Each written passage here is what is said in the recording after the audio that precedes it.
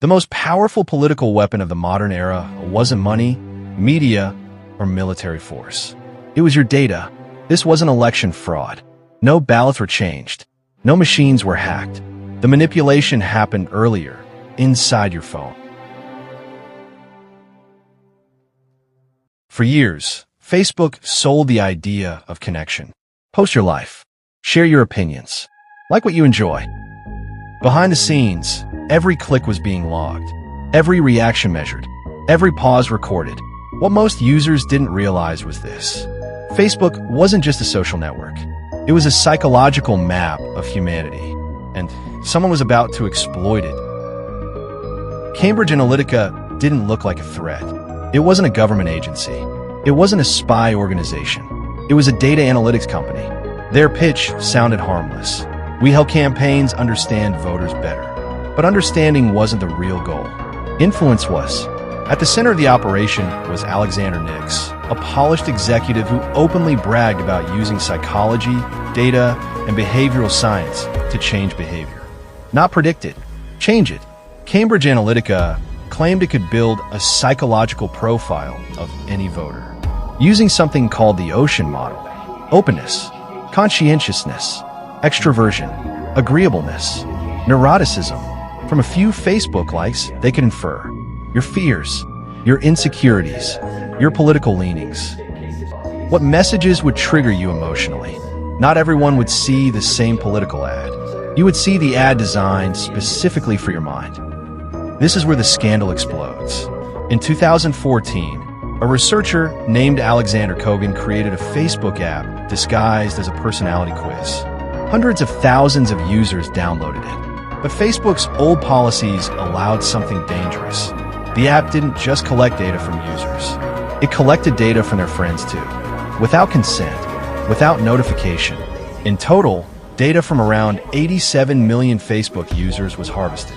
That data was then handed to Cambridge Analytica.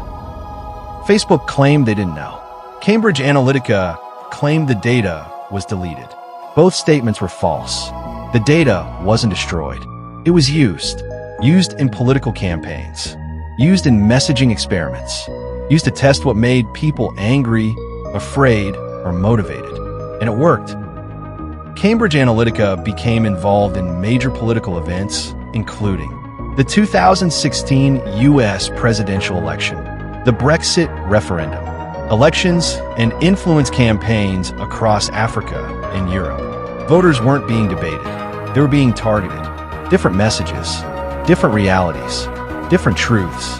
Democracy was no longer public. It was personalized.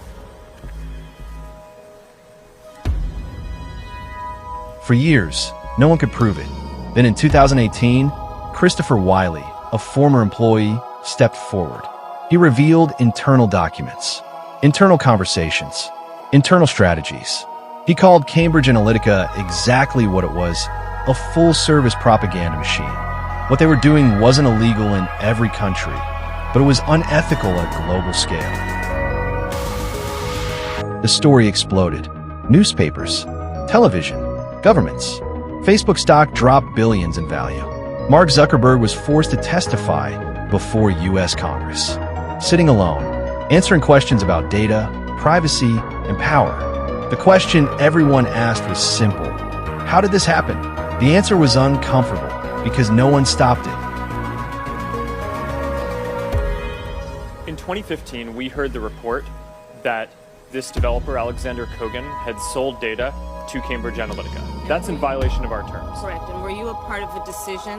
Were you part of a discussion that resulted in a decision not to inform your users? I don't remember a conversation like that. Under pressure, Cambridge Analytica announced it was shutting down. But here's the truth. The company died. The methods didn't. The data still existed. The psychological techniques were already known. Other firms quietly continued similar work under different names. The scandal didn't end manipulation. It exposed it. No money was stolen from bank accounts, but something else was taken. Trust. Trust in elections. Trust in social media. Trust in the idea that opinions are truly your own. Cambridge Analytica proved one terrifying thing. human psychology can be weaponized at scale. Today, your data is still being collected. Your behavior is still being analyzed. The only difference is this: now you know, and the question is no longer, can this happen again? The question is it already happening? Good evening. This is Fraudify, where we unmask the world's biggest scams. Don't forget to like, share, and subscribe to Fraudify for more.